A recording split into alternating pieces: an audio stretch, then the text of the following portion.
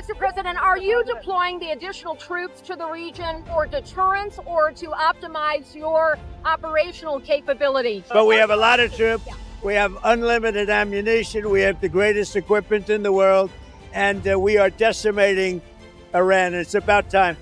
Mr. President, are these additional troops being deployed as a deterrence, or are they being positioned to expand operational capability on the ground?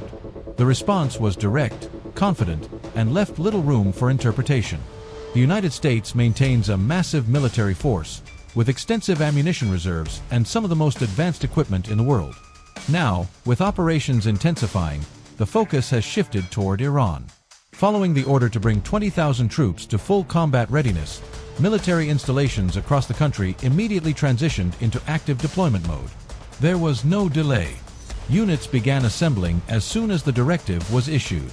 Transport trucks moved into position outside barracks and staging areas. Soldiers exited their quarters carrying fully packed rucksacks filled with uniforms, hygiene kits, first aid supplies, rations, and personal essentials required for extended deployment. They loaded their gear into the trucks and climbed aboard, aware that they were being sent to the Middle East for an unknown duration. At the same time, airborne units were preparing for rapid insertion operations. Paratroopers had already secured their main parachutes onto their backs and attached reserve parachutes across their chests. Weapons were carried in soft rifle cases, either in hand or slung over their shoulders alongside their combat packs. Every movement followed a rehearsed sequence. They formed into two organized columns and began marching toward the waiting C-17 Globemaster III aircraft positioned along the taxiways, their rear ramps lowered and ready for immediate boarding. The plan was clear. These airborne forces would deploy ahead of the main body, entering the operational zone first and establishing a presence before conventional units arrived. At a separate airfield, preparations were underway for a different mission profile. Ground crews were actively loading heavy ordnance into a B-52 Stratofortress bomber assigned to long-range strike operations. The weapons being prepared were significant in both size and impact. Mark 84 general-purpose bombs, each weighing approximately 2,000 pounds, were transported carefully using bomb loaders and forklifts. Each bomb measured nearly 13 feet in length and required precise handling. One by one, the munitions were lifted into position, either placed inside the aircraft's internal rotary launcher or mounted securely on external wing pylons. Ground crews guided each weapon into alignment, locked the mounting hooks, connected the arming systems, and ensured every component was secured properly. Each step was checked and verified. Inside the crew preparation area, the B-52 flight team conducted their own detailed checks. Pilots tested their oxygen masks, verified pressure systems, and adjusted the fit for long-duration flight. The mission ahead would require hours at high altitude, where system reliability was critical. Crew members packed essential items: water, food, navigation charts, mission documentation, checklists, spare gloves, and personal equipment needed for a mission that could extend beyond 12 hours. When the aircraft was declared ready, the crew proceeded to the bomber. They boarded in sequence, loading their gear into designated compartments. Flight manuals, survival kits, and mission planning materials were secured in place. The pilots climbed into the cockpit and strapped into their seats. Moments later, the engines began to start. All 8 turbofan engines powered up one after another, building into a steady and powerful roar. The aircraft began taxiing toward the runway. Once aligned, it initiated takeoff. The heavy bomber accelerated gradually, using most of the runway before lifting into the air under the weight of its full payload. As it climbed, the mission was underway. In the lower compartment, the electronic warfare officer and navigator assumed their positions, managing radar systems, navigation, electronic countermeasures, and weapons coordination throughout the flight. Meanwhile, at sea, additional deployment operations were already in progress.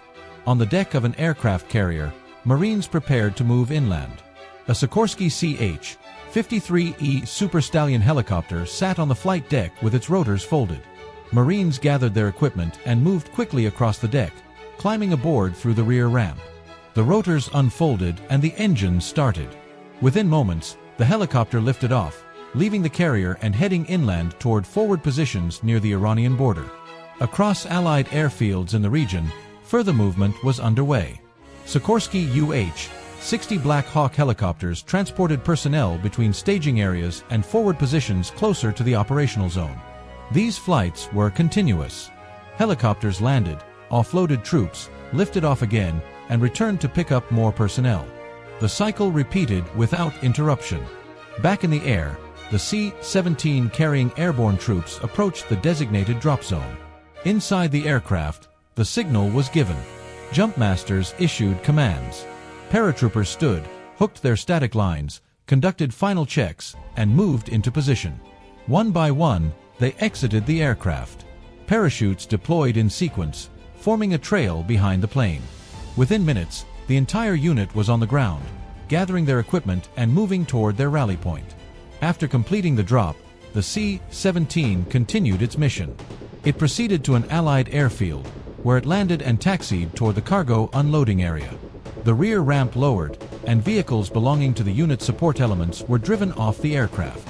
These vehicles were essential for mobility and operational support. Gradually, all deployed units began to converge on their assigned positions. Paratroopers linked up with their vehicles and supplies. Marines transported by CH-53 helicopters reached their designated sectors. Soldiers delivered by Black Hawk helicopters secured their positions closer to the operational zone. Additional reinforcements continued to arrive. Heavy equipment, armored vehicles, and logistical supplies were delivered through follow-on flights, ensuring sustained operational capability.